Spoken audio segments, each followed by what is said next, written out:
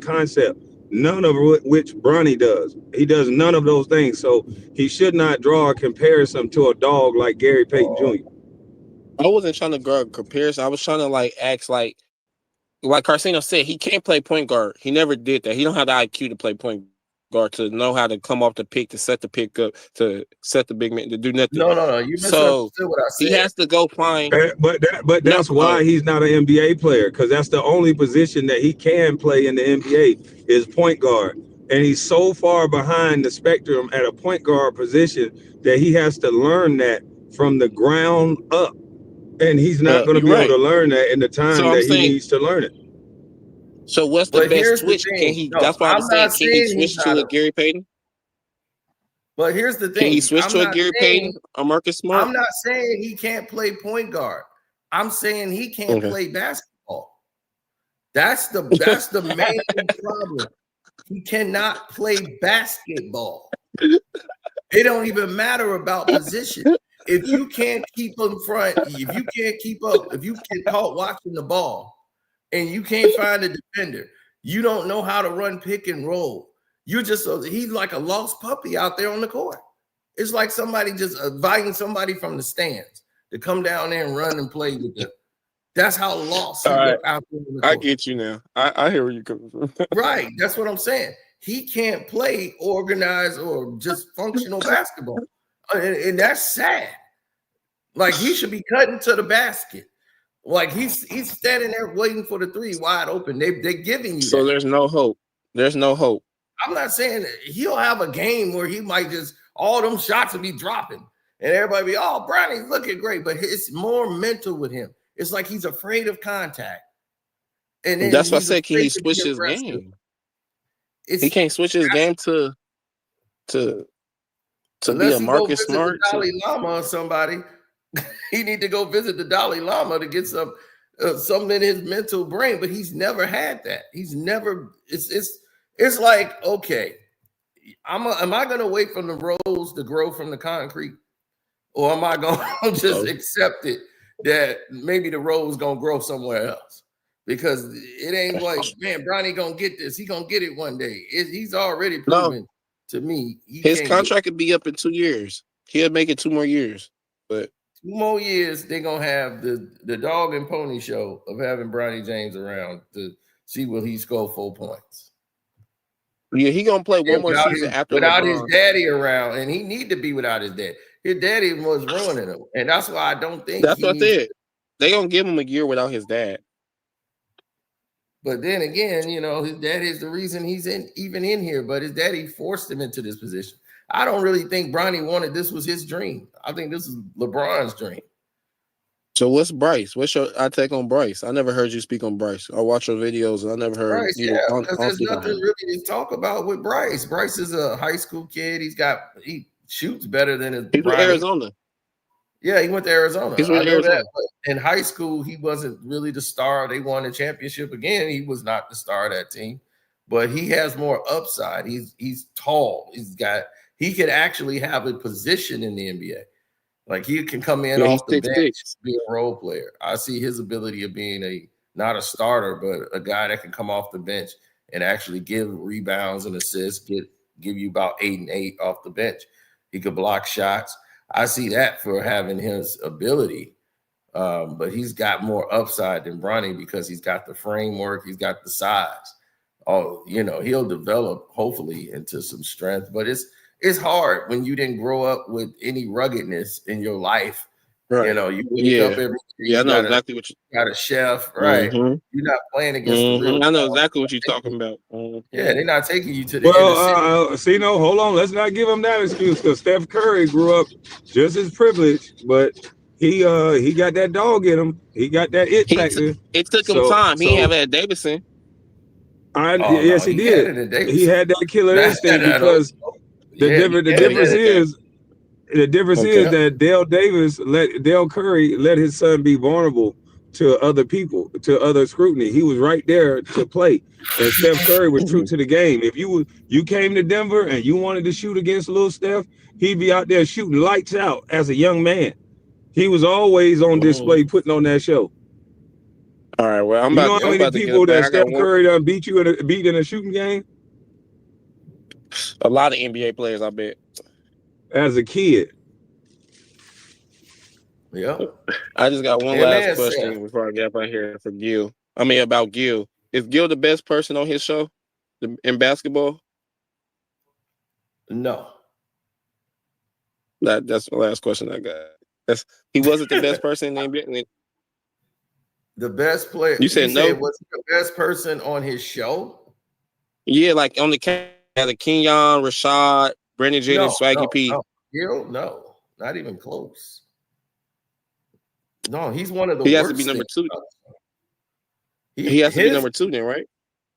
No, everybody on the show is better than him. He adds. He was the big. He was the biggest. No, I'm not talking about like. I'm talking about on back when as their career. Like he was the biggest superstar. Like he was the best one on the court. You talking about who had the better career? Yeah. Out of everybody on the show, I would say probably Kenyon Martin had the better career. I knew you was gonna say. Yeah, I knew that. Well, I mean, he's been to 2 NBA finals back to back. I mean, Gil had what, 3 years? 3 good, 3-4 good years. 3 years. Hey, I mean, I could say I wouldn't have put Brendan Jennings up there because he just lived off his 55-point game. I mean, not really. BJ was a problem. Like, if he didn't tear his Achilles, he was on the Pistons. He was in line to get an $80 million contract. He was killing for Detroit. Like, oh really? That was a tragic story. I know you're a Detroit fan. BJ go down. Our whole season went down. Right after that, he was tearing the league up. No, BJ was for real. And he tore his Achilles in Detroit. He was on the Pistons. They brought him in, and he was killing. He was scoring 30, 40, 30. I was like, oh, my God. We was going. And he tore his Achilles, and that was it. It was so you'll have Brendan Jennings over at Gil. As a player, yes. As a player, yes. Damn. Yeah, as a hooper, oh, for sure. It's a lot of people that would do that. You see, y'all didn't know how nice he was. Y'all better I know Brendan Jennings was I know he. Y'all better go check out his high school tape.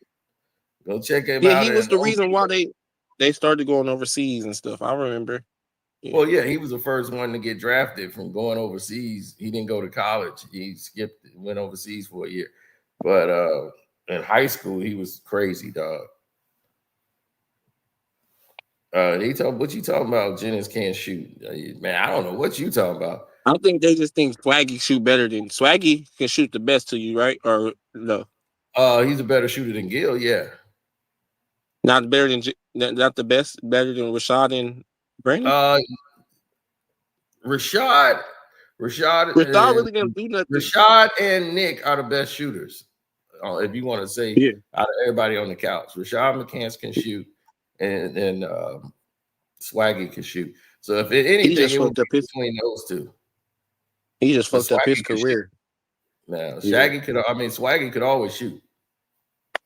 He can get hot. He a microwave. Yeah. Yeah, he can shoot.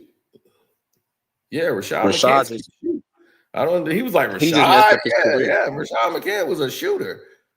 He was a national player. He was just undersized, but Rashad McCants can shoot. I don't think he fitted on the Timberwolves. He just didn't have a great NBA career. Well, he was too small, and then he had to jump real high for his shots. He reminded me like a Vinnie Johnson almost, but wrong era. He played in the wrong era, basically. Probably. Plus, there's a lot of politics and. He started messing with the Kardashians, and then that messed him up. He tried to get on the Lakers and couldn't get on the Lakers. That's the real thing. Because, he used to mess with Chloe. No, I know that. I'm saying when NBA players say that. Yeah. Yeah. He couldn't, because he messed with her, they weren't going to let him on the team because Chloe started dating Lamar Odom, and then Rashad McCants ain't finna get on the team. Lamar Odom don't On want the him on the Lakers. team. Yeah. Right, because of who they dated, so it's politics. So, it was that. Plus, he was a bad teammate. All of these people had problems. Everybody on that couch had problems. That was the I whole know show. Kenyon Martin. Problems. Yeah. Everybody was a problem with the coach, teammate, whatever. They had bad problems. Kenyon Martin, problems. Fights in locker room, fighting with people, fighting with coaches, problems. Gil, Swaggy probably had the most upside. Swaggy, problems. Swaggy was just chill. Swaggy probably. Yeah, he was just chill. Yeah, that was his problem. He was too cool. He didn't take it serious. If he took basketball serious, he probably would have been a 24, 25 point game easily. Easy for Swaggy. Because when they weren't playing, Swaggy was putting on a show. But he just there to entertain. He loves just entertaining the crowd. Like when he went to the G League, Swaggy put up 50. So they were like, dude, I ain't know Swaggy could do that. Like, yeah, Swaggy P. Yeah, that's easy work. He could score with the best of them. Right. I'm like, this is a professional athlete. So it just shows you what a professional athlete or somebody in the NBA. You see what Isaiah Thomas was doing. He's putting up 50s every night. He had like a row of 50-point games in the G League. Yeah, I just seen your Pistons. Your Pistons. No, I ain't talking about that Isaiah Thomas. I'm talking about Isaiah that played with the Boston Celtics. The midget. The midget. Yeah, the midget was putting up 50 a night in the G League. And they still didn't want to put him back in the league. All because he didn't do what the league said. He chose not to get the surgery. And that cost him $100-some million. He chose to let his hip grow naturally. So that shows you the NBA is about do what we say, not what you want to do. If you do what you want to do, you're going to be out the league quick. And now that they get all these Euro players to come in and play, they don't need the American players no more. Now they're going to start a whole new league overseas, and they're going to bring more European players over here because they know that's all the money over there. The American players are in trouble when it's the American versus the Euro game. They're going to lose. Of course. There's 450 NBA jobs. Right now, it's 180 European players now. When Michael Jordan played, it was 8. But are they good or are they just tall? Since the Dream Team, it was 8 back when Michael. Are they good or are they just tall? Most of them are skilled. They're fundamentally sound. They're skilled. They're taught the game, and that's how. Yeah, they're definitely skilled. Well, here they don't teach the game anymore. All the teachers are gone, and you got all these AAU guys, and you got people like FYF Sports, who's an AAU coach. So and he don't know a damn thing about basketball. So that lets you know this is the state of what we're in and we're dealing with now. Yeah. They just give you a test, you pay them money, you're an AAU coach. So it's sad. And then you just got players who got athletic ability. You see Ant-Man, another AAU product. The guy has no post game. You take away his dribble. But you can't blame Ant-Man. He played football most of his life. Yeah, he played football, and then when he played AAU, all he knows is how to go forward. He don't know angle. So when he gets stuck, late. And you take away his legs, he can't dunk and he can't shoot a 3, and no pull-up jump shot, and he's got to score from the post. He can't do that, so he got to pass the ball. And then that was definitely the jam every time. That was definitely the wrong decision when he was playing both sports, and then he got a buzz with AAU and basketball, and he chose to go the basketball route instead of sticking with football because he was playing football. He had offers. Yeah, his mom and then his grandma died like back to back. It was crazy. So damn, I didn't know all that. Yeah, I didn't know. All that. Yeah. So his brother and sister had guardianship over him. So he grew up without his parents since high school. So it was like, he had to, and that's what he did. So for him, it was a hard road coming out, what he was doing, but he was just hooping, man. And he's just really a kid. He's still young. That's why he's reckless out here having all these babies with all these different reckless. And it's like, dude, this stuff gonna catch up to you. You know, this game ain't forever. So you know, you got to prepare for the life after that. So his brother and them, and his sister, they need to really sit him down. And I'm like, I don't want to see that happen to another brother, because it's like, man, we got to learn. We got to stop doing that. I've just seen, I see Antoine Walker every week, man. He's like 400 pounds. Man. That's so disappointing. Yeah. He like how many pounds? 400 KB. I told him. He a lineman. He told me, he was like, man, like, tell Kwame I said, what's up, man? I was like, oh, all right. That used to be my dog, man. That was my dog. He can go get a contract. Yeah. Offensive lineman. That's about 100 million. Yeah, so he's 400 pounds. I see him every time I go up to that Bears thing. He up there. He be sitting there watching the games. So me and him was sitting there watching the game, and he's sitting there. I'm like, man, he like 400 pounds, KB. He about 400. That's crazy. Yeah. He's sitting there big as hell, man. I said, my goodness, Big Daddy, what happened, man? But he was, man, tell Kwame, man. I said, what's up, man? I was like, all right. We need to tell a treadmill. My bad, I ain't gonna say that. My bad. Yeah, I mean, I am concerned about his health, man, because that's not. Yeah, he don't look real healthy, man. They said if Shaq was 400 pounds, this came out. They said if Shaq was 400 pounds on the leg. Yeah, but that's Shaq. Shaq's 7 foot tall. He about what, 6'8", 6'9".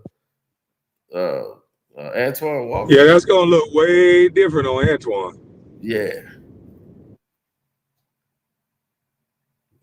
Yeah, he was like a shooting guard, small forward. Yeah, he's definitely hella big now. He's like, he hella big now. I'm like, yeah, he is. He's 400 pounds. Easy. Well, I appreciate y'all for letting me come up, man. Yeah, so you think Bronny gonna, you think Bronny gonna make it? You think Bronny can make it in this league?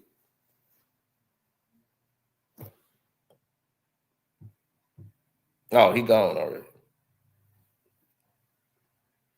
I thought he was still there. No, don't nobody think Bronny gonna make it in this league. That man just being nice because it's the king. So. Oh yeah. Don't nobody with a good seeing eye think that. Yeah, I mean, and it's like they frame it as, you know what's sad? They frame it as hating when you just give a real opinion on a young man's game. Like with his resume, he would have never been an NBA player that was chosen in the first place if his dad was not named LeBron. It's unfortunate that he had a heart issue, but that heart issue would have taken him out the game like it did Sharif, like it did many other players. The thing is, what I seen with Sharif and everybody else, like Sharif was never going to be in the NBA. Shaq wanted him to stay in college. His mom, that's what he said. His mom wasn't going to be there. I mean, she pushed him to go to the NBA. He was like, that's his mom pushing him to leave college. Shaq wanted him to stay at LSU.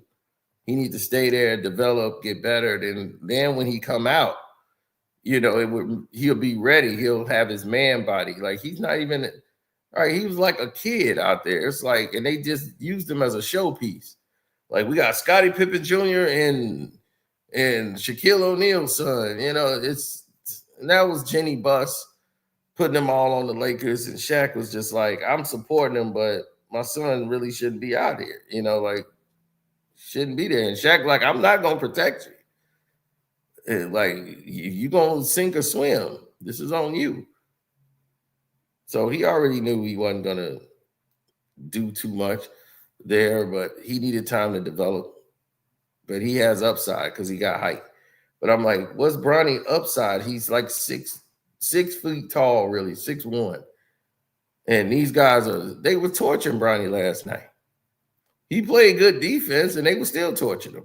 I was like, he played good D on that guy, and the guy looked and saw it was Bronny James and went to work. It's gonna be like that every night. I'll go by that.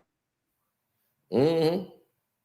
It's gonna be like that every night when they looking at him. They looked down, they saw him, they said, "Oh, okay."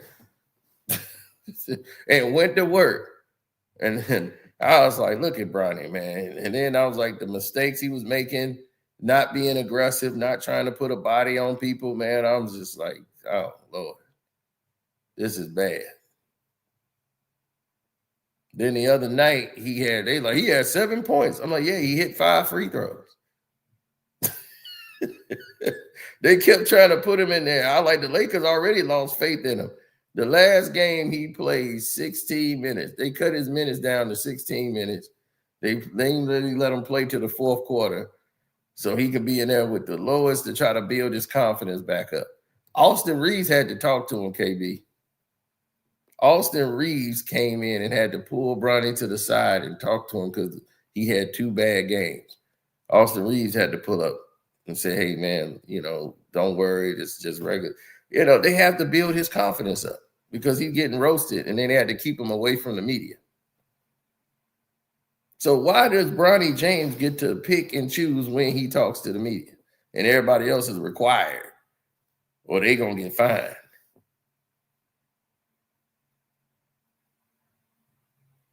Man, that's crazy. Yeah. Well, it's just funny how they classify everything as hate, or either they classify it as you hating on a black king and a black man and a father trying to raise their son. And it's just like, what about the Ball brothers? What about everybody else? Like, I just don't understand this one-sided approach when it comes to LeBron and Bronny. Mm-hmm. I'm like, me and you got that same thing in there when it come to that one track. Because I'm like, when it come to Bronny James, boy, they damn show. Everybody mind, because I think people are just hooked on stardom. That's it. They stardom. His daddy's LeBron. There's got to be something. Like I said, he going to have a breakout game. He going to have that game where he throw the ball back, get a dunk, and everybody going to think Bronny James is dead, but he don't have it mentally. I can look in the boy's eyes, and he ain't got no dog in him. He got no fight. That boy look like he want to get off the court. He does not want to fight back. Yeah, it looked like he feel more confident behind the goddamn gun on a video game.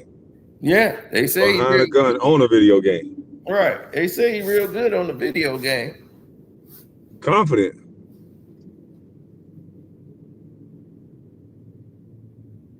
Somebody said, said, I don't know. Huh? What? Somebody said confident. Yeah, he confident on the video game. Yeah, shoot, on the game, he's like he good, boy. It's like, yeah, he good on that Call of Duty. That's all he want to do is get off that court and go play Call of Duty. Shoot, other than that, that's about it. But yeah, me and Low talked last night. They had What did he say? They was on the show. Oh, we talked about Gil thing in detail. So I'm gonna bring that on up. Let me see if I got that right on up here. Cause that's crazy. I know he was taken aback, like, man, you did what? And the crazy thing is, that's the same thing we were trying to tell him. Like, it don't matter where you start at, done drop down. Let me drop the link again. It don't matter where you start at. It's about the ownership.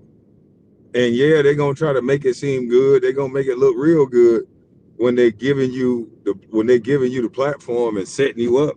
They're gonna push you to get 75% of what you got going on, and you get 25. Yep. They gotta flag me to take me out the game every time I talk sports. If you notice, anytime I talk sports and go viral for a sports take, I get flagged. Damn. Ain't going. It ain't do it in a minute, huh? Not on this side.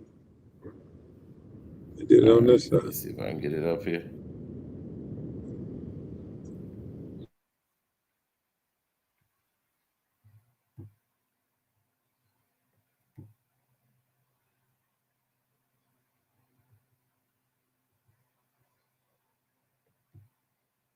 So yeah, we started having this.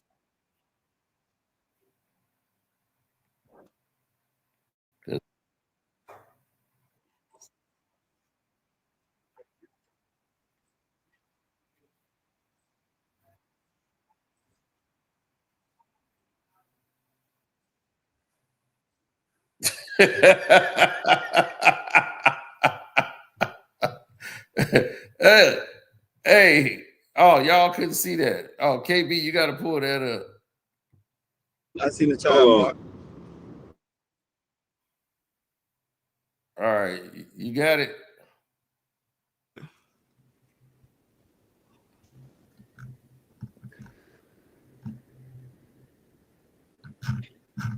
Jeremiah Fears and what's not gonna happen, but see Jeremiah.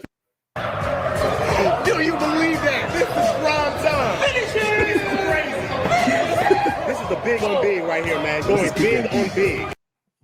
Ball up, nigga. I know this shit. I don't know That caption is crazy. if we watching the second half of the Laker game because neither one of Reeves and Luka's not playing. Yeah, I'm about to say they're probably not gonna play.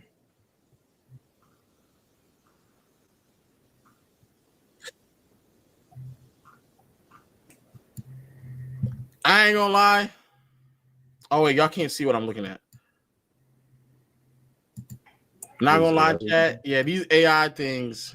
It's just What is this? There's another one? it got Kobe playing. Bro, what is that? I Did don't you see I the don't know. one? Bro, Did you see the one with him playing 2K?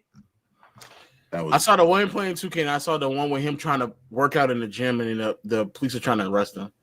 Yeah, it's tough. Nigga, who foot is that? bro, it's only like a what you call it? Bro, the AI shit with dead people is kind of crazy, bro. I can't. Yeah, I meant to say MCM, which is just a multi-channel marketing, or MCN, which is a multi-channel network. Basically, it's just companies that. No way. Oh my goodness. god, this He's in his bag. Jesus. Wow. It's just networks that will combine and get a bunch of YouTube channels together, and oh my goodness, Aiden. Good luck. Way back in the day, what they would the premise of them was to kind of help YouTube channels with monetization and managing their channels a little bit, but nothing like too serious, just because way back in the day they were much more familiar in the gaming area.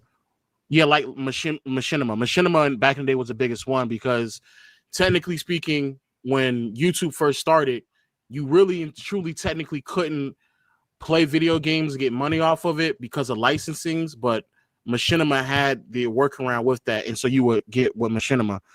As time has progressed, they've just become like management companies where people will kind of just have someone manage for them.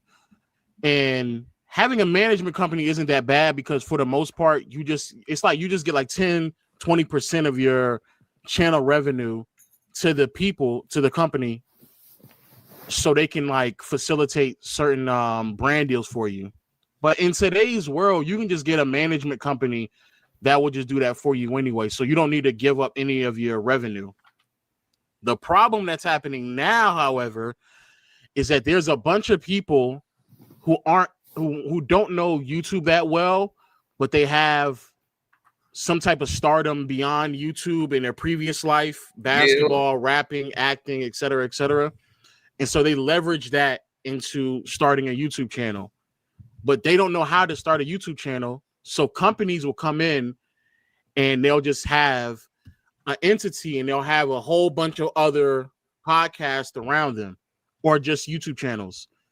And it's almost borderline like a pyramid scheme because the top YouTube channel is like a parent company and all the ones underneath it are subsidiaries, and the top channel makes so much money that it damn near funds everything else below them.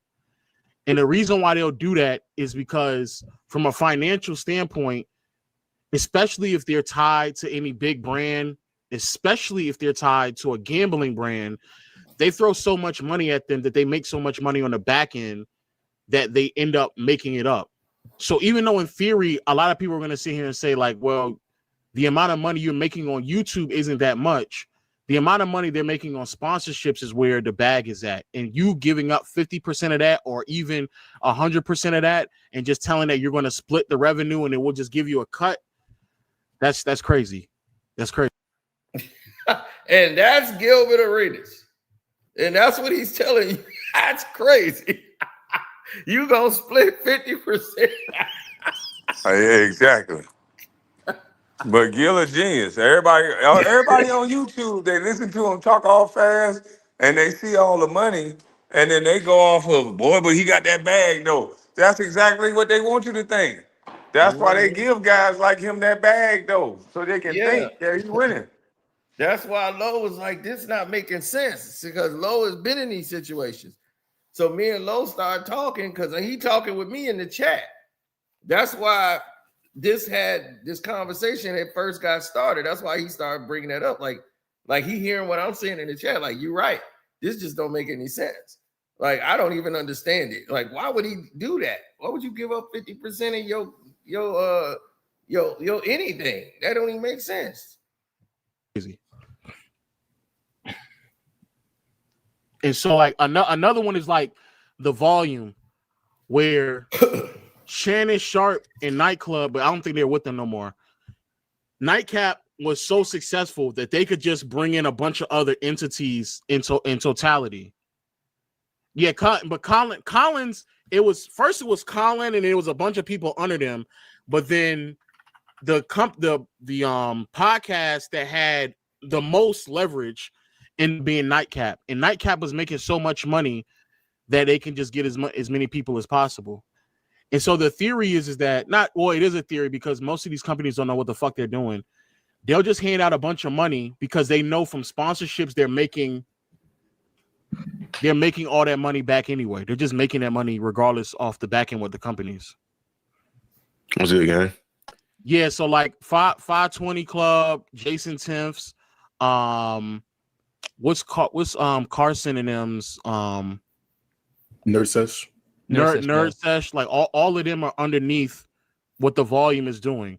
And so what the volume does is that if they acquire as many podcasts or shows as possible, when it's time to like work with a brand, they can leverage the total amount of like numbers that they have in a general sense to get as much money as possible. But the problem is that if you don't have ownership, you're not in any of those negotiations. So there's just money being made and people don't know about it. Exactly.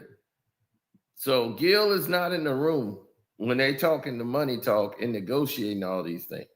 So he's in the dark.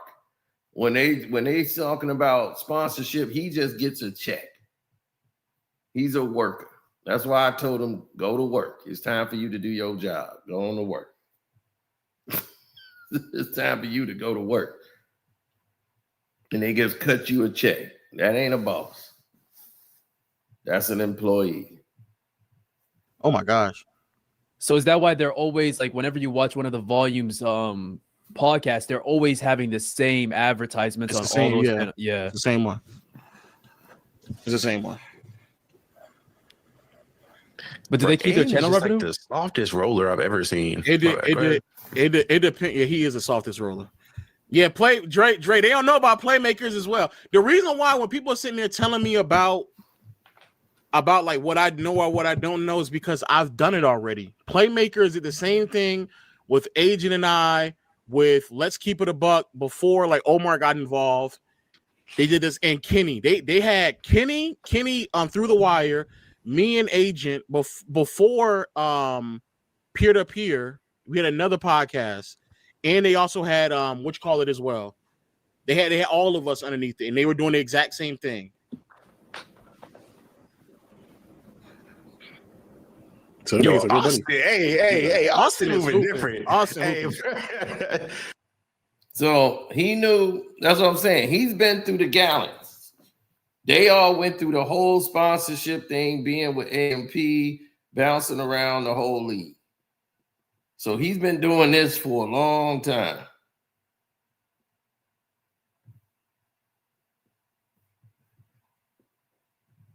That nigga, I don't know who this nigga trained with over the offseason to get this 60 dose, but you gotta tell me that.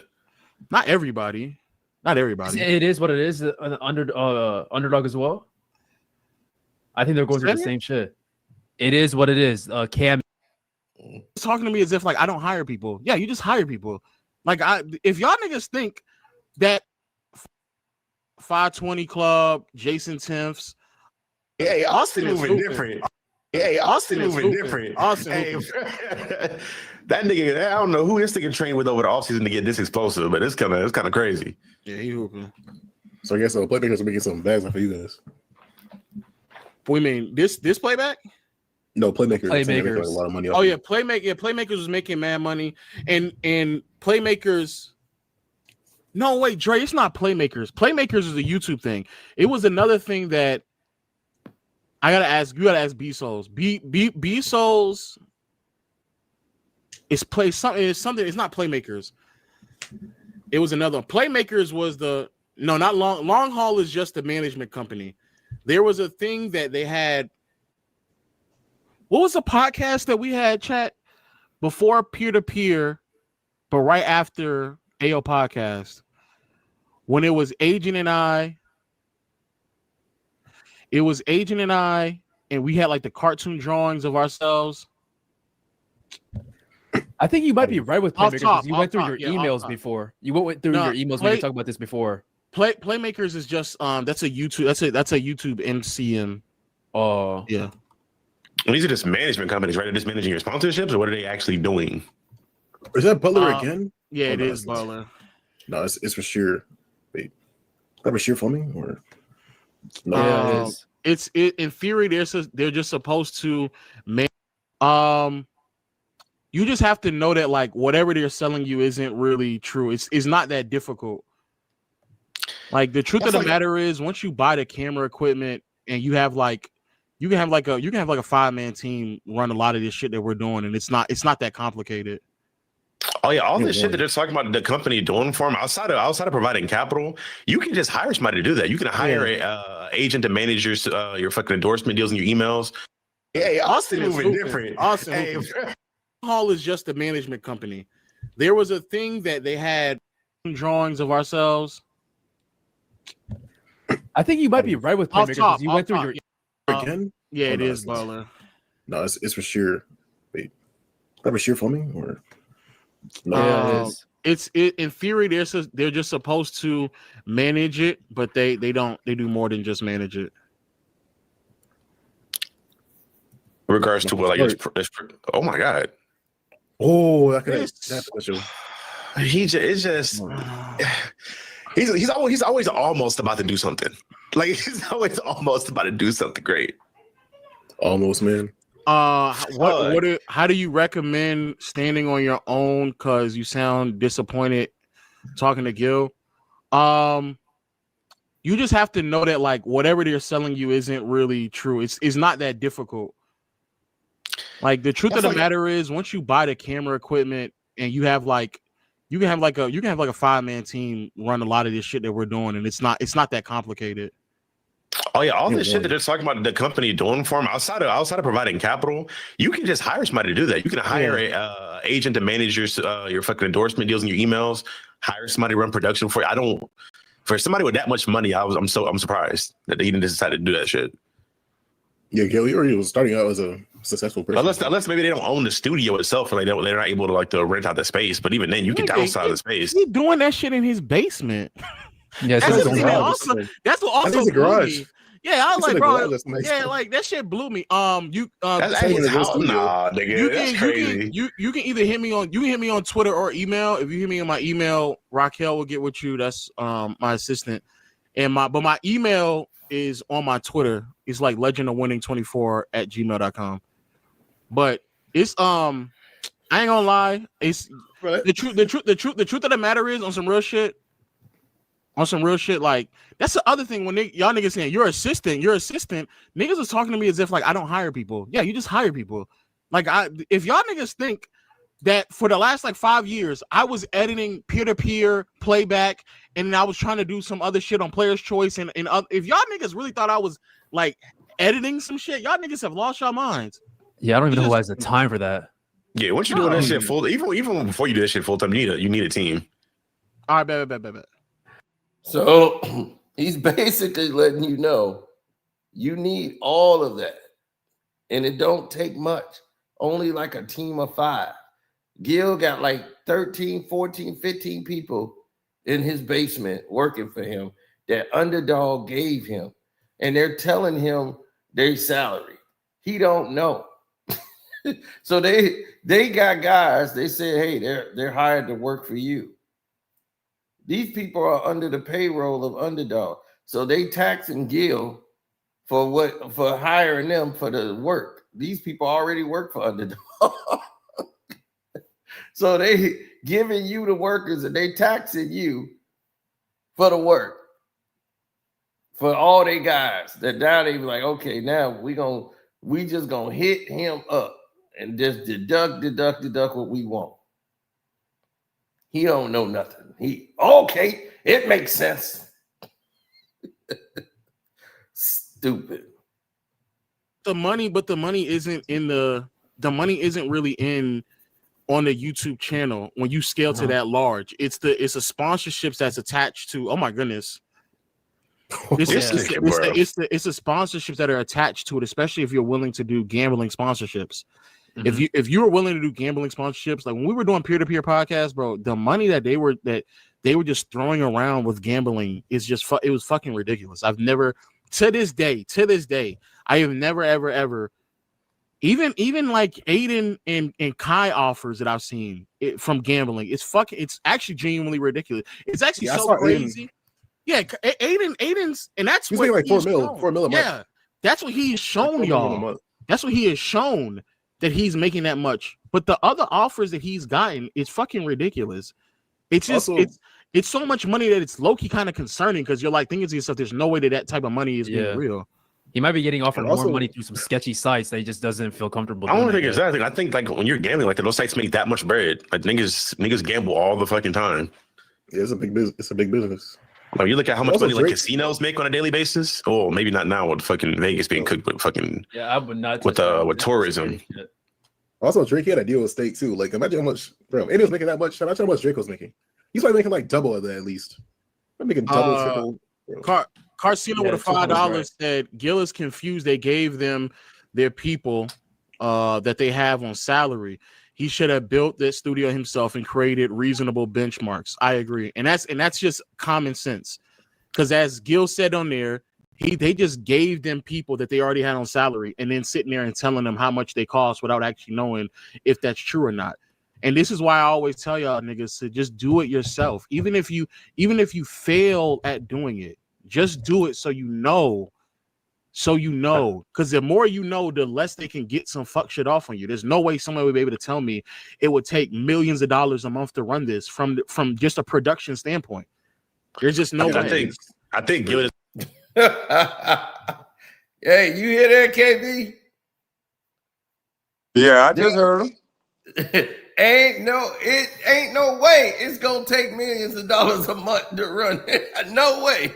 I'm trying to tell you, like that boy slow.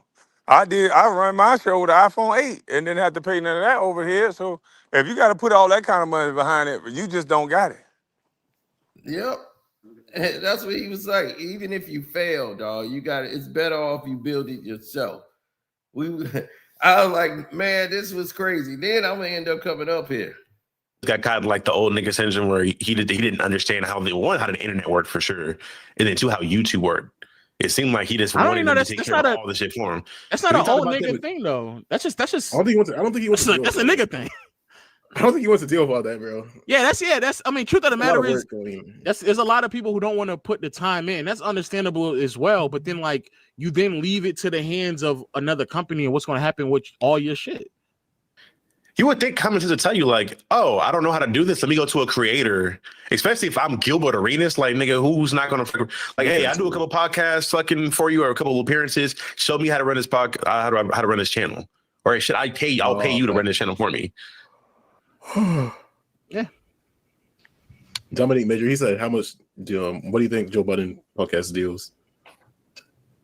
I don't know. Yang Hansen play at all? Around Joe for a while now. For that because what's nigga that might over the chat. How can he prove that it's actually him? Did he join today?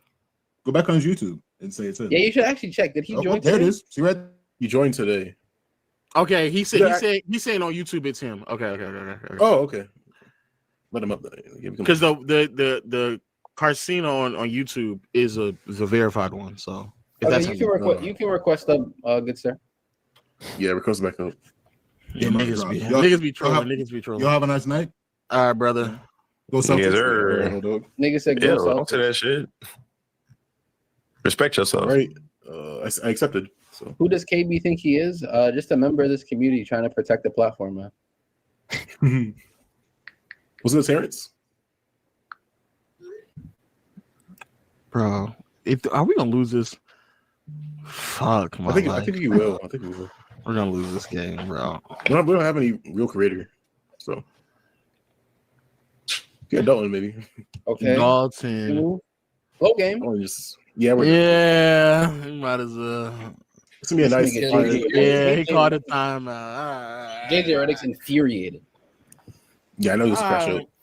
Yeah, he about to. He said he's gotten better with self control though. So. Yeah, Jay be doing that fake crash out shit. Wait, you not watching the rest of the fourth quarter? Fuck no, man.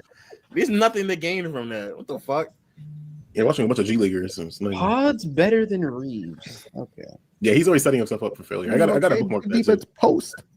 That's gonna get bookmarked when Reeves averages like 24. JP3. All right. Hello, can somebody hear me? Yeah, we can hear you. Yeah.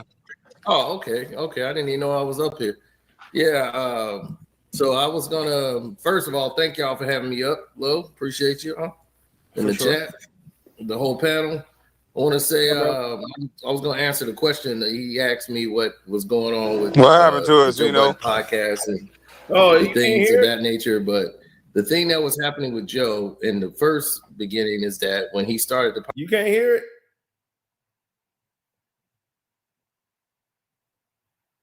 Can you hear it, KB?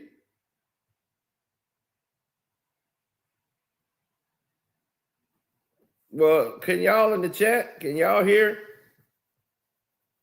Y'all don't have a problem with the audio, do you?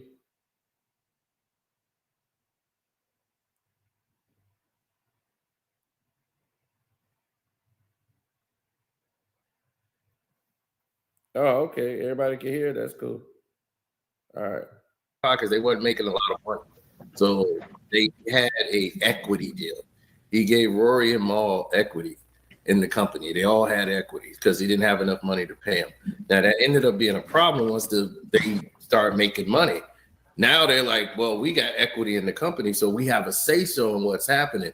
And what he didn't do, because Joe didn't know what he was doing, he was using the content for his own channel. Instead of making it the Joe Budden podcast channel, he took his Joe Budden channel that he already had and was just uploading the content there and wasn't paying Rory and Maul. He was keeping all the YouTube money.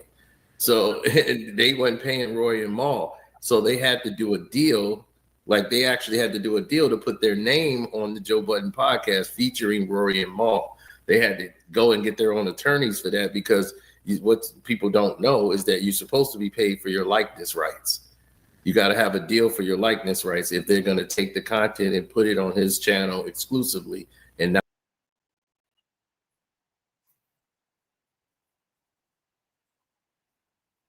Oh, y'all got to make a call real quick.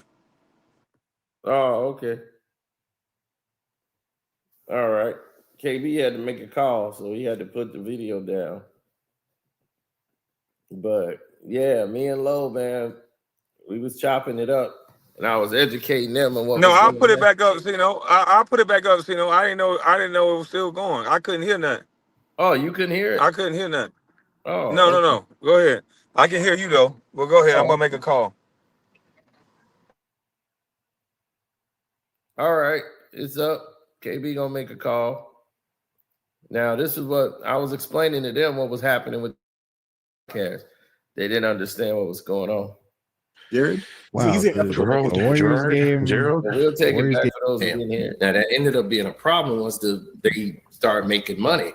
Now they're like, well, we got equity in the company, so we have a say-so in what's happening. Hello, can somebody hear me? Yeah, we can hear you. Hello, can somebody hear me? Yeah, we can hear you. Making a lot of money. So they had a equity deal. He gave Rory and Maul equity in the company. They all had equities because he didn't have enough money to pay him. Now that ended up being a problem once they started making money.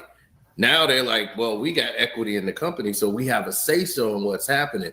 And what he didn't do, because Joe didn't know what he was doing, he was using the content for his own channel. Instead of making it the Joe Budden podcast channel, he took his Joe Budden channel that he already had and was just uploading the content there and wasn't paying Rory and Mal. He was keeping all the YouTube money.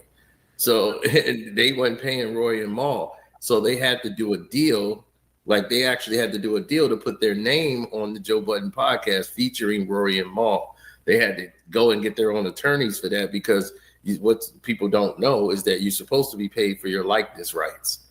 You got to have a deal for your likeness rights if they're going to take the content and put it on his channel exclusively and not make it like one for the Joe Budden podcast, which means the whole channel gets to eat off of it. And they saying, well, you putting it on there for yourself, then you have to pay them for their likeness rights. So that's why they had to get a lawyer to get the likeness rights deal.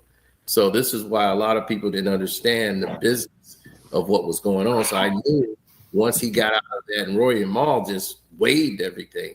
Joe was using money he was doing off his BET show that he had. He had like 2 BET shows. He had like a Love and Hip Hop. Then he had like some State of the Union thing. He was using this money to basically make his own spreadsheets and just using that to keep the podcast afloat while the Spotify deal was blowing up.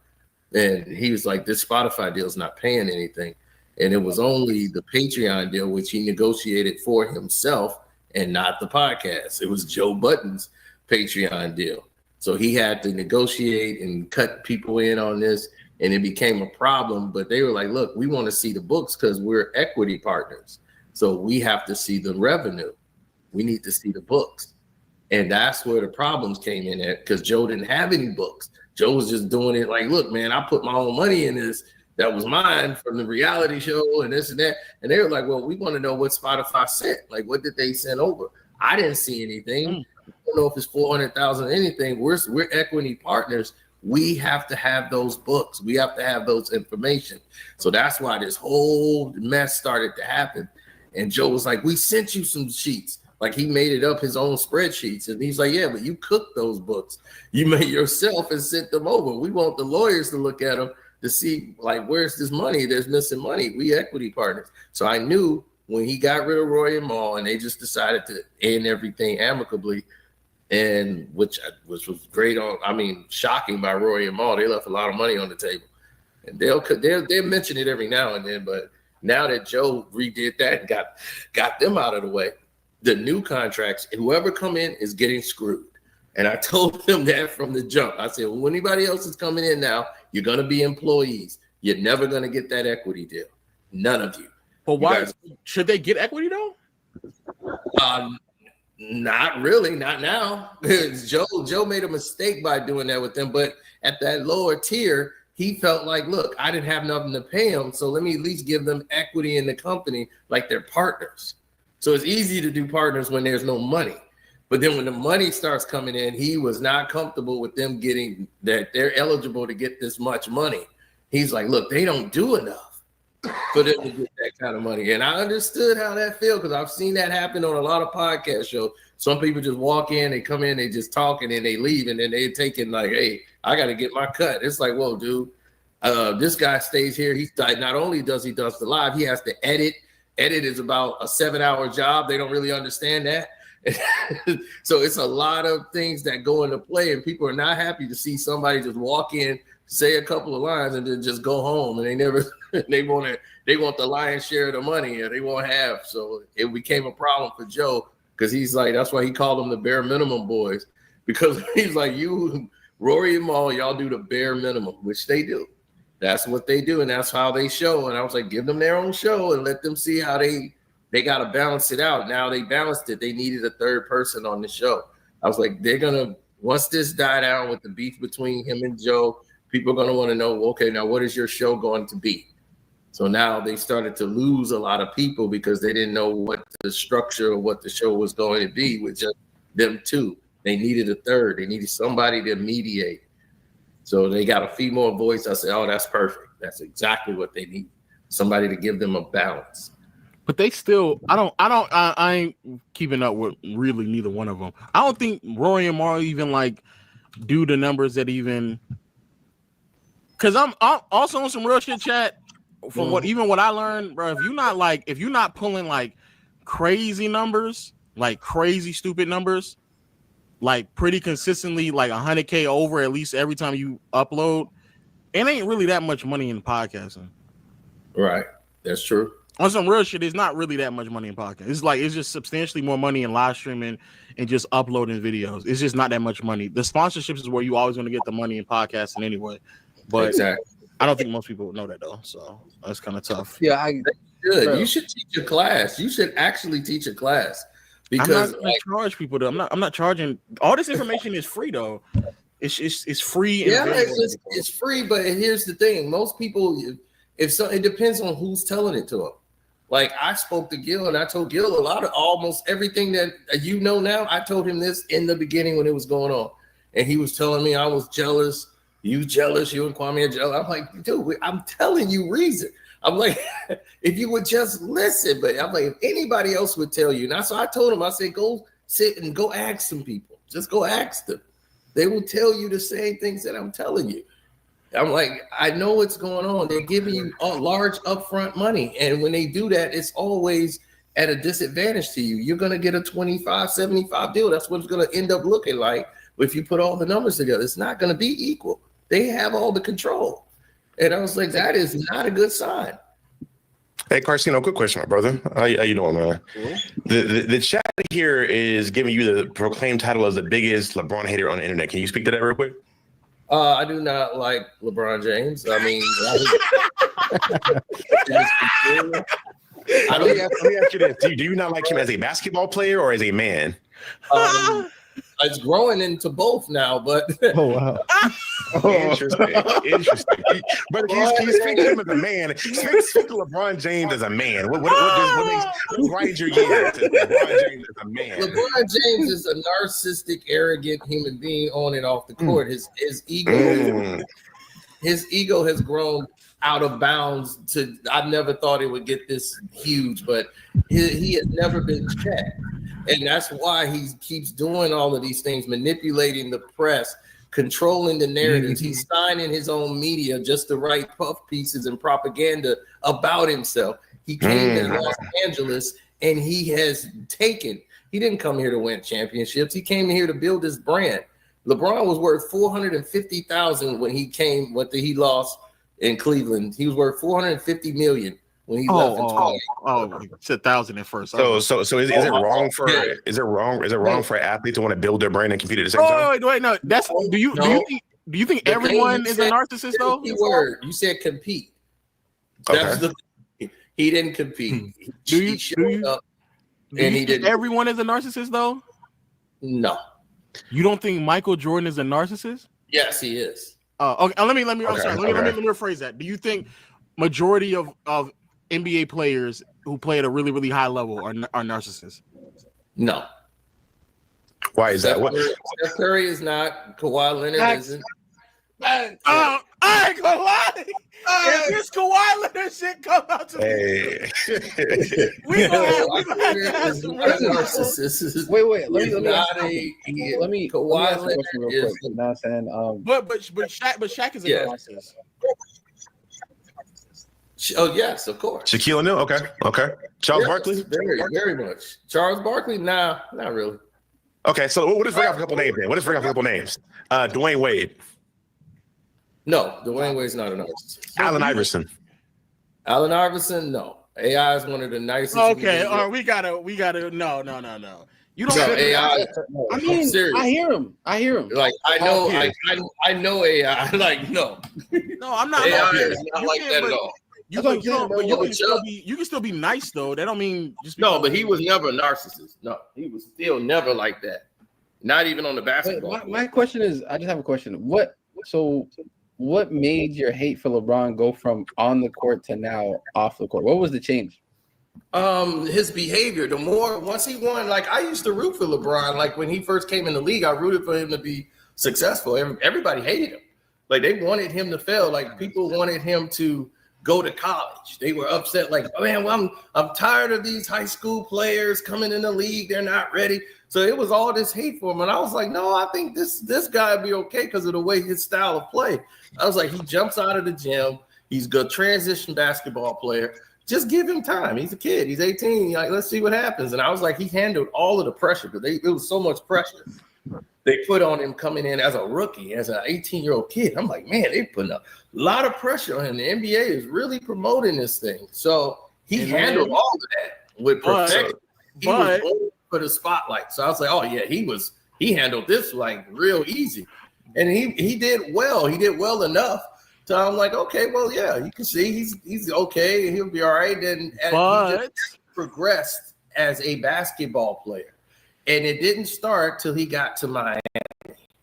And once he got to Miami and he won the 2 championships, that's when he changed. He had the monkey off his back. His arrogance went through. So that's when he stopped trying to compete, right? From your perspective? Well, it wasn't trying to compete. No, it wasn't like he wasn't trying to compete. He was still competing in Miami. It's just that his arrogance grew because now he won the championship. So his arrogance, he even did a video like, yeah, we got 2 of them. I know that stank, don't it? Well, you said earlier that LeBron doesn't like to compete, so I'm trying to find out at what point in the timeline did he not like to compete. He's saying when he came to LA. That's when I'm saying when he came to LA. This is back. Okay. So we're going back here. I'll get to there when he stopped competing. We'll get to that point, but no, he's in Miami now. This is real insider information, Jack. Come on, lock in. Oh God, I'm excited. Real quick. Have you ever met LeBron? Have you ever spoken to LeBron? I'm just curious. Oh. Yes, I met him in the seen him in the arena, and I was too much yelling at him. And the Lakers game, but yeah, never had a sit down with LeBron. No. Okay. No, continue. My bad. I'm sorry. Yeah. Do you feel like when he came, like from there, from a basketball perspective, he hadn't improved. And I was like, when he did that video and put that video out, I was like, why would you say that? Why would you go out and try to boast and act like you're the main reason you built a super team over there? Nobody was really going to beat you at that point. And I was like, you didn't even win this championship. Ray Allen hit the 3 and saved the game. So I was like, okay, I'm getting. I was like, okay, I see, because your ego is through the roof.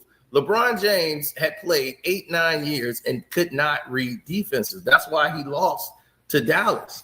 And then he didn't understand what was happening. Shane Battier spent the whole time after the fact, after the series was over, and said, and they was watching film, and he told him, he said, you don't know what's going on, do you?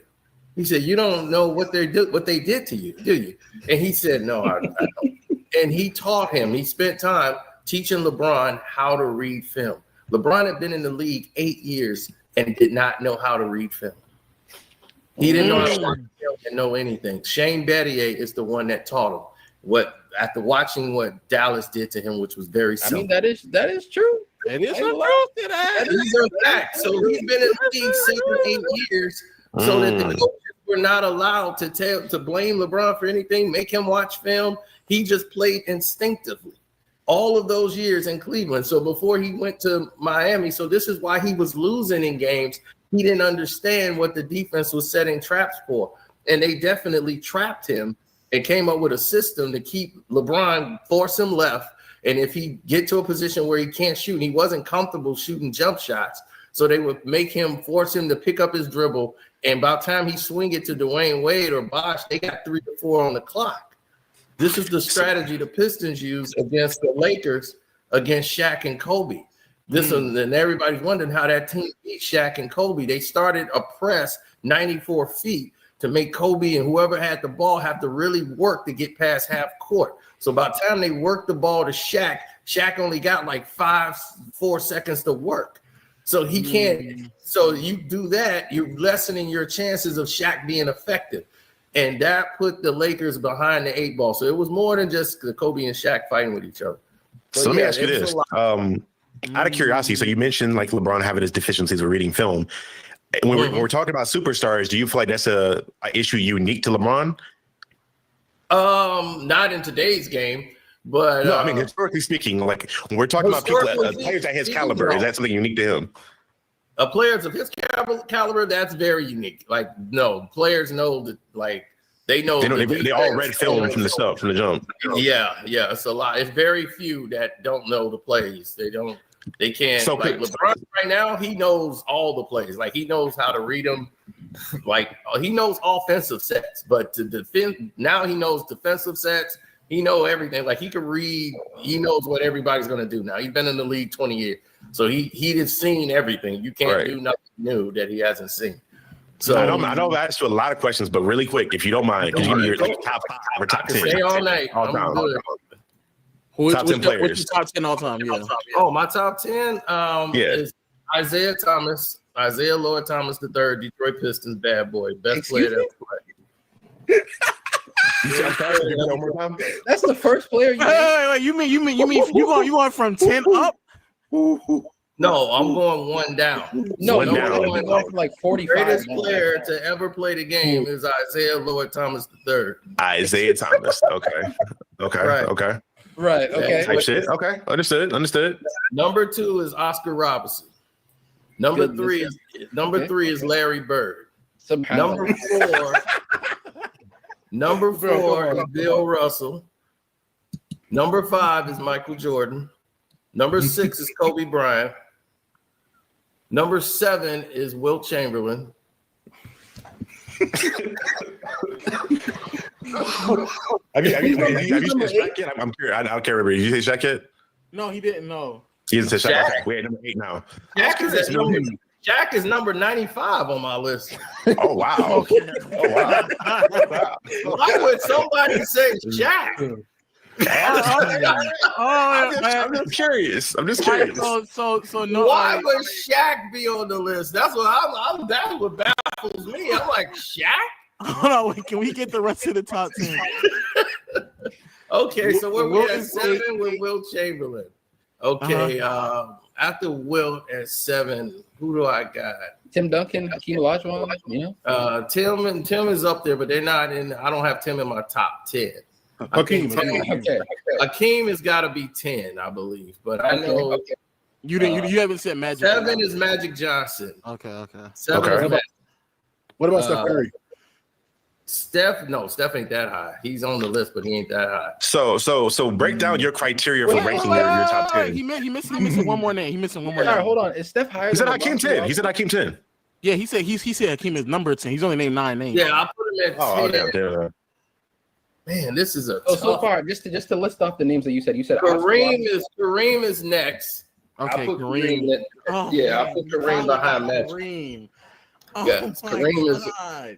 Can I ask you, like, what makes Isaiah Thomas the greatest basketball player? Yeah, what's your criteria? My criteria is because no one has ever done what Isaiah Thomas has done. He's the first little man ever to lead a team to an NBA championship.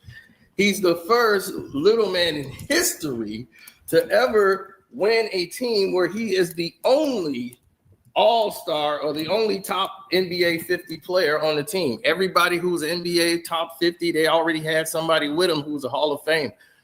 You had Bird, who had McHale, he had Robert Parrish, Magic had Kareem, Jordan had Pippen up there in the top 50. Isaiah was by himself. There was nobody but him. And he won back-to-back championships, went to 3, got screwed because of the Lakers and that Lakers ref. But we won that in '88. They stole our trophy. We supposed to have the first 3 picks. So what is your height cut off for a little man that you consider like a little man? Well, he's actually 6 feet, so I would say that's I think 6 feet under. Yeah. Oh no, okay. I say I was gonna mention Walt Frazier, but I'm like, we're talking about 6 feet and under, and I can see your point. Walt Frazier is cool, but Walt Frazier really didn't lead that team. That was Willis Reed's team. Willis Reed. To be fair, he got to the finals without Willis Reed. In what that 74, I think, or 76, something like that. But do you think that was after the fact? But he wasn't the first. Like, he wasn't the guy that won it. Like, back then, it was the centers. That was a centers game. Isaiah turned it into, like, really a guard game. He was a 6-foot Magic Johnson. Magic Johnson, Yeah, you just don't know about Isaiah. You need to learn about. Remember that there's the guy that consistently beat Michael Jordan. There was one guy that consistently beat Michael Jordan, and that was Isaiah Thomas. He has more wins over Michael, Magic, and Bird than they have over him. No player in the history can say that. Do you think, is it also fair to say though that a team that defensively was one of, if not the best in the league at that time, that had two players, at least in 89, that made all defensive teams, and they were winning off of their defense? Don't you think that's a fair assessment to make and not say that he was playing with nobodies? So he was playing with players. Isaiah wasn't playing with nobodies, but these were role players that no one else would win a championship with at that time. They had to evolve into what they were. They weren't. The Pistons were the highest scoring team in NBA basketball history before they became an all defensive team. They hold the record. So they hold the record for the highest points ever scored in an NBA game. But it wasn't winning. But it wasn't winning anything though. So then, isn't that kind of the point that they only won? Exactly. They weren't winning games. They were winning, but they couldn't win championships playing that way. So they had to adjust. And Isaiah was smart enough, because he was pretty much the best basketball player in this city. And when he went to Indiana, he won the national championship, and won the championship, was MVP. He won a championship at every level. And he was so skilled. The fact that he came in there and was teaching Michael Jordan things. Michael Jordan didn't know how to do certain things, so Isaiah would teach him. And he was actually smart. He knew the game, could teach the game, coach the game. That's why he was a player coach, and they made him president of the Players Union almost his entire playing career. So Isaiah was so cerebral, and he led the NBA in assists in '86. It should have been his MVP year. So before he was winning championships, he was averaging like 24 points, 14 assists. Like Magic or Stockton never averaged that many assists in a game for the season. Well, Stockton has averaged more assists, but yes, before Stockton, Stockton's a loser. So, but yeah, but wait, I just want to be. I want to be factually. Isaiah never averaged 24. He never averaged 24. Okay, what did he average that year when they had like he averaged 13? It was like 86. Yeah, he averaged like 21 points. He's never 21, like the highest pace, Aaron. Yeah, well, he had the highest assist before Stockton came along, but when Stockton came along, he took that from him. Because I know he had like 13.6. He averaged like 13.6 assists a game, and he really was MVP that year. And they gave it to Bird because they said Bird was winning. It was the 86. Well, Isaiah didn't receive a first place vote in MVP that year. Bird almost won it unanimously. I'll just exactly. That's what I'm saying. It was supposed to be Isaiah's. And the excuse they made is that Bird was on a winning team. They were winning. So, but we knew the politics behind it. Isaiah was the best player that season. Let me do you a favor real quick, Lo. It's the 1990 Charles Barkley getting screwed. They gave it to Magic Johnson all over again. Carcino, the pivot a little bit. What are your thoughts? 86? He's on 84-85 is the year. 84-85? Yeah. Yeah. Carcino, what are your thoughts on Kevin Durant as a basketball player all time? I'm not gonna lie, bro. Kevin Durant is one of the all-around basketball players I've ever seen. Like, he's a freak of nature. He's a scoring machine. Facts. There's there's place he couldn't score from on the court. When he first came in the league, he was having trouble with his release. He worked on his shot. He fixed that. He can score with the left really well. He wasn't as confident as going to his left as he is going to his right. But now forget that. Would you say he tried to compete his entire career? Hell yeah. KD's a hooper. Like, he's not what people think. Like, KD is that's it. Ball is him. All he wants to do is hoop. So, like, Bron has got way more aspirations than Kevin Durant. Like, Bron's at a point where he's cool. He came to build studios, build this and that, and sure, he wants to compete to a point, but he's not really trying to compete. Well, you said no, he's not. He's totally. It's not in. You look at him and tell he's only wants to get up for big games. Like if they're on national TV, then that's when he wants to get excited, or he's been embarrassed, or his ego is that not a normal thing for NBA players though? Like, but if you think about it from that perspective, it's not really. You also you got to understand. I come from. I mean, he's on the Lakers. This is not Miami. This is not Cleveland. They hang up division banners. They don't do that in LA. They hang up championships. Okay, you're not impressing nobody in LA unless you win 5 championships. You ain't bringing us 5, at least bring us 2. Bring us 1. That bubble thing don't count. We didn't have a parade. That's how the Lakers think. Lakers like, we didn't have a parade. What are you talking about? So yeah, this guy, and then he comes in and takes Kobe's locker, takes his parking space. I'm like, dude, who is you? You haven't earned that. I'm like, man, this bro, guy, he has not earned a parking So, spot. so is it not a norm for players to get up for particular games, like whether they're playing in the Garden or against a particular player? You're missing the point. I am. Please explain it, please. My point is your motivational will to compete has to be there. You got to have the passion. He doesn't have that. He will back down. I've never seen a superstar. How are you gauging this though? The numbers obviously aren't it. So how are you gauging this? The numbers, I'm looking at wins and losses. Those are the numbers that matter to me. What are you doing to win the game? When you look at him in Cleveland, his final year, because J.R. Smith called a time, they didn't get a timeout and time expired. He gets so mad that they're going to overtime. Game still is on.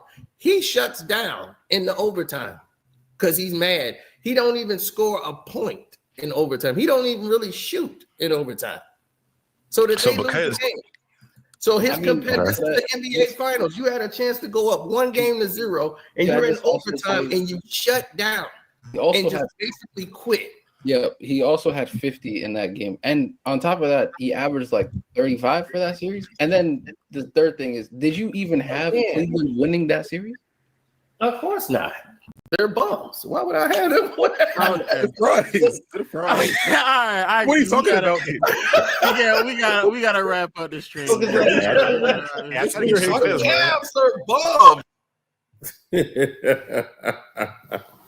So that was low, man. So that's what was going on the show. So that was their first time getting a whole dose of me.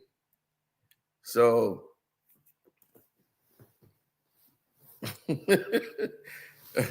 that was their first time getting a full dose of me. So thanks everybody in the chat. Kwame Brown Bus Life 2.0. Subscribe to both pages. My Patreon, Carcino for Life. I told everybody what happened in the whole Sweetie thing, what's going on behind the scenes, the whole structure, how it's set up, how that whole thing is going, and what they call them yacht girls for some of them. They try to make it sound real cute, but this has been going on in the industry long before there was a Sweetie, and how that is broke down. And like professional athletes don't go on Tinder. Okay, so before there was IG, they have these people that organize to get you these girls that you're looking for. They're already out there. So they have them on different levels and different scales. And if you got money, billionaires don't have time to go on these things. Billionaires have they own Tinder sites for people who 50 million and above. You just don't know about it because you're out your pay grade. You don't qualify.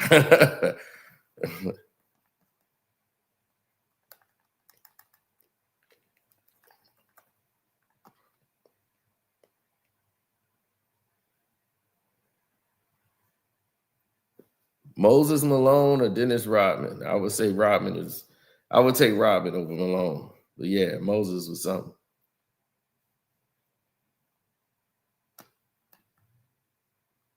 Dennis was just an all-around great basketball player, man. Smart, real smart. He was taught the game in Detroit and took it to another level.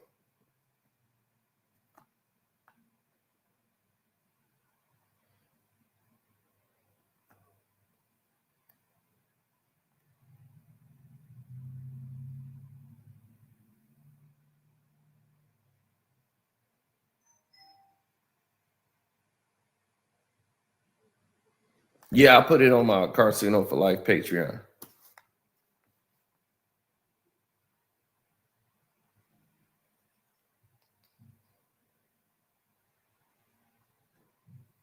Oh, I'm back up in this thing. Can you hear me? Yeah, I can hear you. You finished everything up? Huh? All right, did you finish everything up? Oh, yeah, it got finished. Yeah, they heard it all. So, Man, I've been on this goddamn phone for about 25 minutes. yeah, they heard it. They saw me come up there and everything, man. They on Low Show. So, Gil, your best friend is my best friend now. What happened? Oh, you done took his friend lights out? Oh, yeah. Me and Low, man, we was up there, man. They want me back. They want me back on the show. Dang. And Gil got rejected. Gil say, maybe I'll just come over there for an all-night stream. He said, yeah, that ain't gonna happen. He was like, man, I don't do no 24-hour live stream. What the hell you talking about? I don't understand that, man. He tried to turn that man into Carson. I'm like, dude, you got a wife.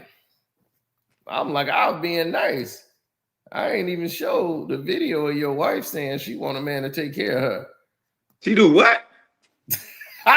So Gil don't take care of her? She was like, she's like, no, I don't mind a man taking care of me. Like, yeah, he paying for everything. That's how he got her, spending all that money. He was super chatting her. Here, 500. Here, another 500. Every time she go live. So she was, who is this sending me this money?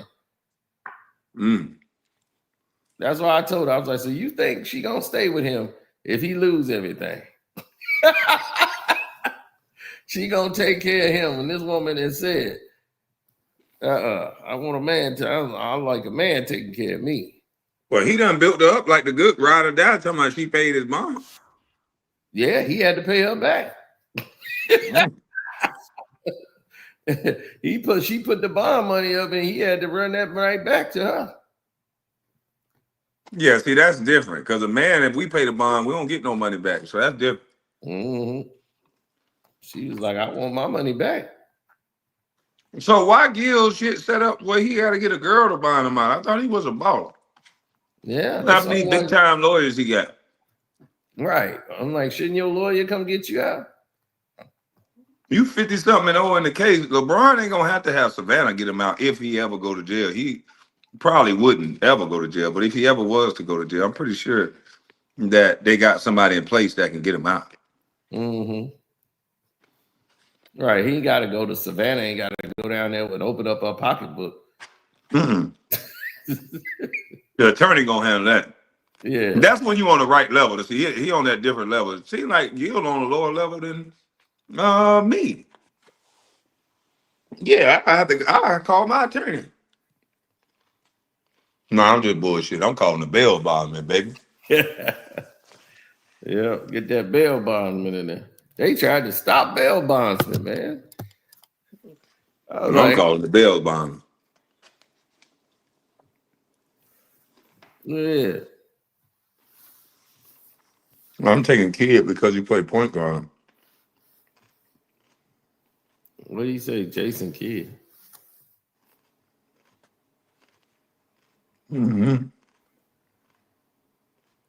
They said, do men chit chat around another man for 6 hours? Well, apparently so.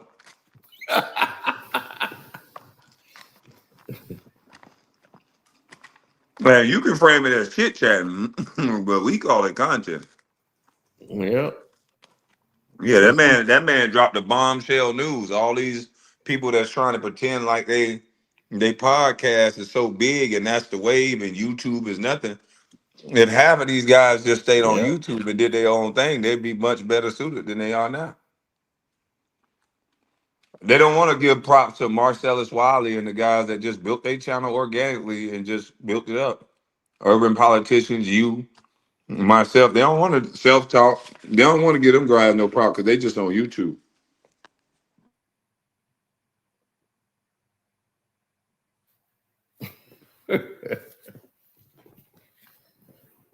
Man, they went and got the whole couch back on there. I'm like, they went and got, it's like, oh, we back today. We got the whole squad back. Oh, Gil? Yeah, they spray painted the thing on there and put Gil's Arena on the floor. It's like, Oh, God. We got Gil's Arena sprayed on the floor. Oh, my God. Yeah, so they cut they show is over already. I was like, man, your show over quick. Man, we got to get him up here, man. He got to answer this shit. Tell him to come on up here, man. Ask him to ask one of his bosses, can he come talk? Instead of sitting his worker up here. Yeah, urban politicians, Dreamers Pro, yeah, all those people that got their stuff organic. Too Raw, Ticket.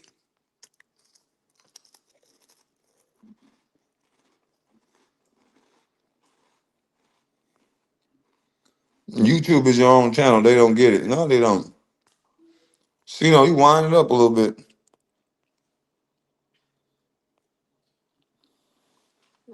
We gotta get Gil over here, man. He gotta answer these questions. Gil, hit the link, man. I know you out there. Text Underdog and see if you can hit the link, bro.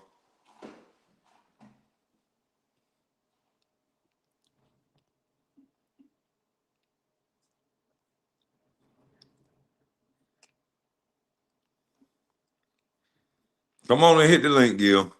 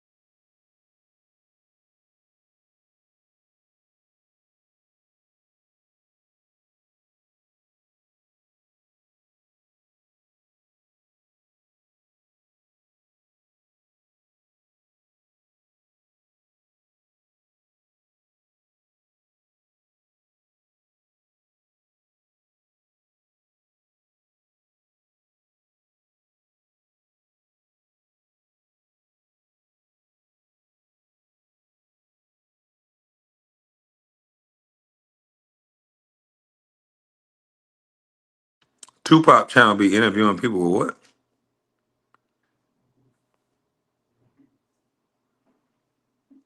Mm-hmm. Let's see, anybody in the back? No. Tino must be phone went dead. The Art of the Dialogue, yeah. All the independent guys, it's their channel. That's the beauty of it, is that it's our channel. Like, they keep trying to downplay YouTube when there's nothing to downplay. Everything about it is independent. Everything about it is your own. And you can do what you want. It's your intellectual property. Believe it or not, Kevin Samuel's channel is still making money. And if it was owned by a company, then they would be making the money.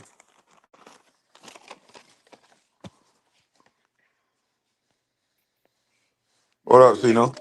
Yeah, my PC died. I had to put it on the charger on this little laptop. I had to hook that back up. But yeah, he should come on up. I know he probably watching. Like, they still talking. Yeah. He said it's in the name, YouTube. Yeah, it's YouTube.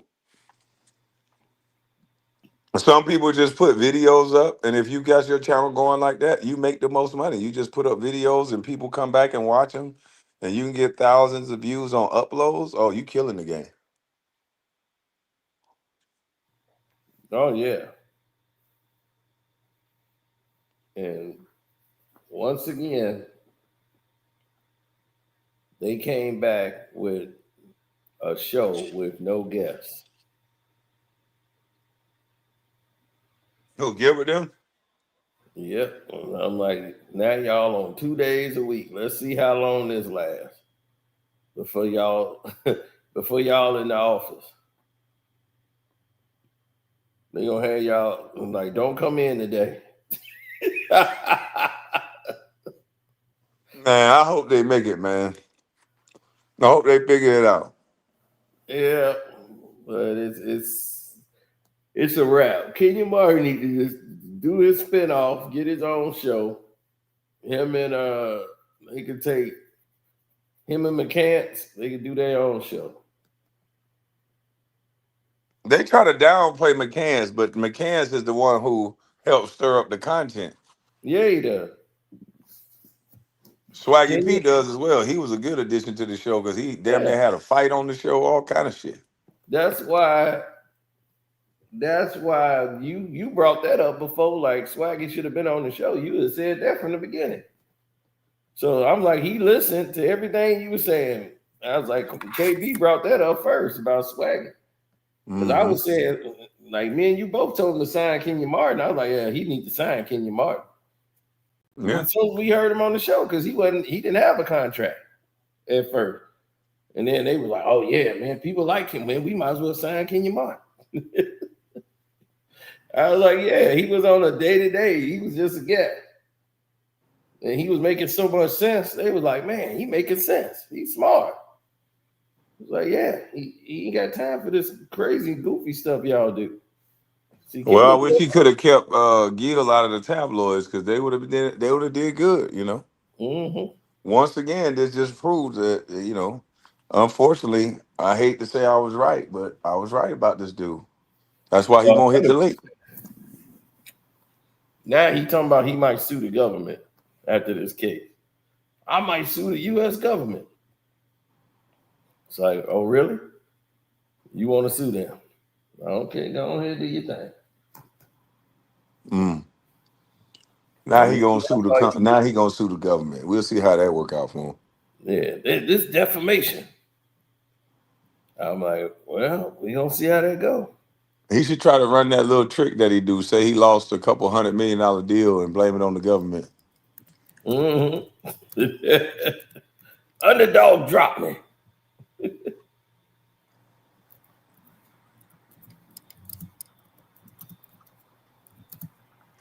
That nigga T. Smith say, thanks for YouTube information, Kwame. I'm going to start I don't want to pay child support channel.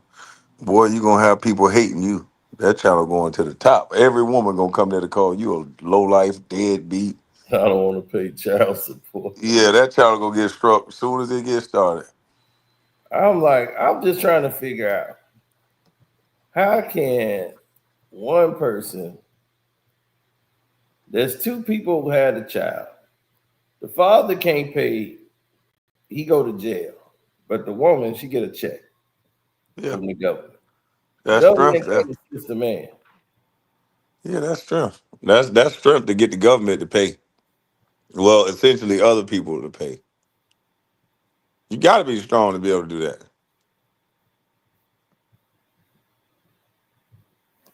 Yep.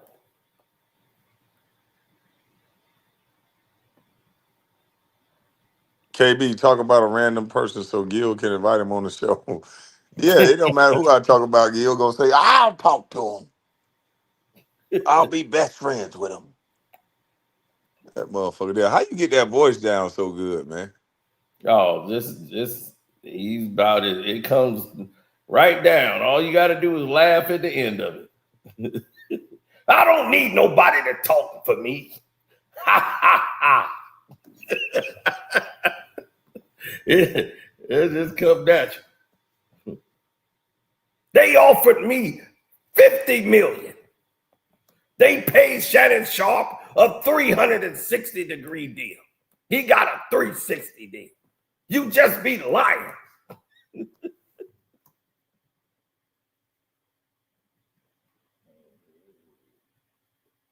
Oh, you got a 360 deal. Yeah, that's what he talking about. He got a 360 deal. What do you think, this rap? Yeah, that's what he thinking. Because he listening to Jamie Horowitz. He's talking about Jamie's gonna manage me. I'm like, so if Jamie Horowitz He's about he want to represent me now. Who was representing you when you did this deal? Did you got that female business manager that got you screwed up? The one that they sent the subpoena for? So the federal government sent the subpoena for your business manager, and you thinking they about to drop the charge.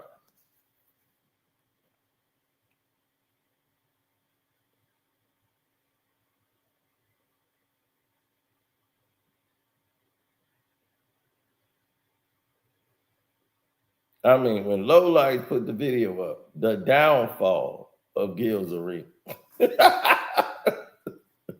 Oh, that's what he put the video title in. God, dog. What will LeBron say during his retirement ceremony? Probably that. Forever King, out of here. Yep. Yep, Bron, out. They was like, did he try to do what Kobe did? When he said Mamba out. I'm telling you, his personality is very similar to Gil. Oh, yeah. They're like, they got that same ego problem. Copy everything. Yep. Except for Gil know how to bow down to other people. Yeah, he see somebody, he bow down quick. I'm gonna call that nigga Gil real quick. Hold on.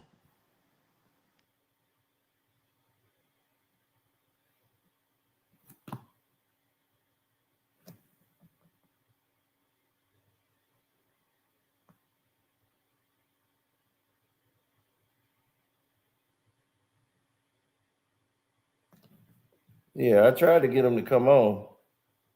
Wait, hold on. Let me see what's going on here. This meeting.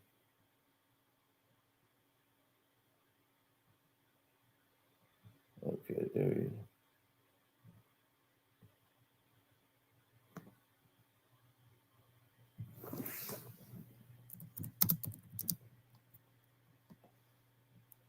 He said you pretending that the show is over when you know damn well they come back every year during basketball season. That ain't what he said on the other show. No, that ain't damn sure ain't what it said. So why we can't go off what he said? I don't know. I don't know why he doing what he doing. And that boy, he's scared, man.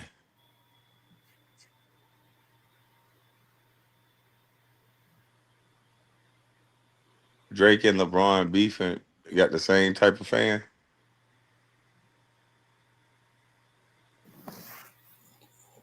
Yeah.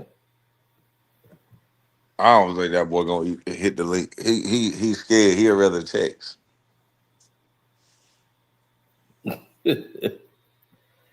I told her that Chrissy that he was a coward. The man's a coward. He's always been a coward. He cowers down and he let everybody else do stuff for him because he's a coward. He got that woman up here defending him. He ain't come up here to defend himself one time. Yeah. He's just like what's that old Charleston? Yep, that tadpole. Yep. That's a shame. Hide behind a woman. Yep. Hiding with a mop stick. He talking about the other dude was weak. He affirmative, but he hide behind a woman. Then he say he was dazed and he couldn't see, but he would hide behind a woman in Miami. Mm-hmm. Back hiding again. That's all he do. And say your mama jokes. Yep. Why Gil sell the channel? I think Gil scrapped for cash. That's gonna piss him off right there. He's getting all this money. He claimed he getting all this money. He is getting a lot of money. He probably getting paid a lot, but you know what comes with getting a lot of money, a lot of bills.